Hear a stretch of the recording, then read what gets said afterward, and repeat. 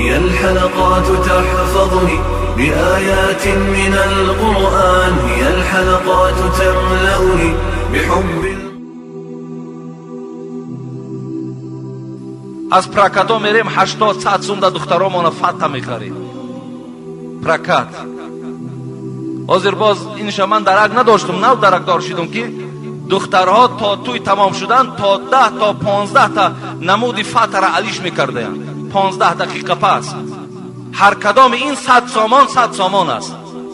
تصور کنید این پولهای مال در راه باطل نرفته ایستاده است.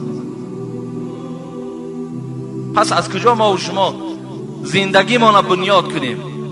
از کجا دیگر ما و شما حالت خوب داشته باشیم؟ من باوری دارم، باور کنم این نمازگزارایی که در همین درون هستین، خیلی اگر یگان تا اگر ثروت و دولت زیاد نداشته باشین، اکثریت فقیرین، اکثریت کم بغل هستین. شما نمازی به حضور دل ندارید به خاطر که شما مال ندارید، به خاطر که خاطر شما پریشان است.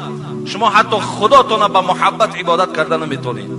برای شما همگی همه در فکر چارسوم است، یا در فکر همون بچه‌ای که در رسیه داری، در فکر همون زنده میآید یا مرده میآید. از کجا بین؟ کی بیدار شوید؟ الحال من برای شما این صحبت هم میکنم، او طرف میگردیم والله که با دشمنای داریم که میگوید که حاجی میرزا یا که وهابی شده است یا که سلفی شده است یا که مثال فلانی شده است، گفته با شما را باور کن روحیتون دیگر میکنه. والله که من از روی غمخواری میگم. من اینم میدانستم که چند سال پیش میگفتم، حتی از پشت بسیاری گویم این سخنها ما چه فشارها دیده، چه عذابها از دست حکومتدارا کشیده، لیکن از روی غمخواری بود. برای من هیچ مشکل نیست گذرانیدن این معرکه ها. داریم هم قدر شاگرد و همین قدر قدردانای دارم که هفته اگر شما با یک گاو گذرانید، من با 2 گاو گذرانم، 3 گاو قد میگذرانم. لیکن این من برای این نه آمدم. حبیب خدا چی گفت؟ آمدم برای شما آسانی بیارم. پس ما کی هستیم؟ ما شخصانی هستیم که میراث پیغمبر، علم پیغمبر را برای خود گرفتیم. ما نیز فردا مردن داریم، ما نیز در پیشگاه پروردگار ما راست میشویم.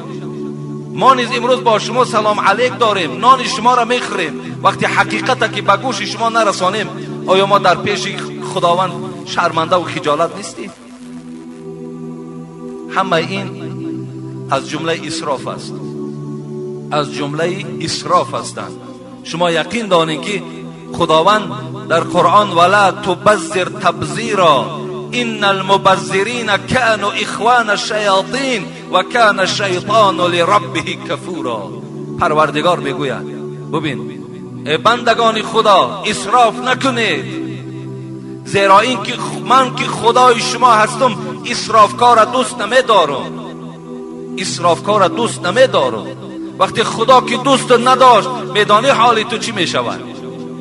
و ما همیشه دعا میکنیم که خدایا محبت ذات خودت را در دل ما جای کن، خدایا ما را محبوب ذات خودت گردان، خدایا ما را دوست دار، خدایا ما را مهربانی کن، خدایا ما را پرورش کن، خدایا ما را از همه مشقت ها نگه دار.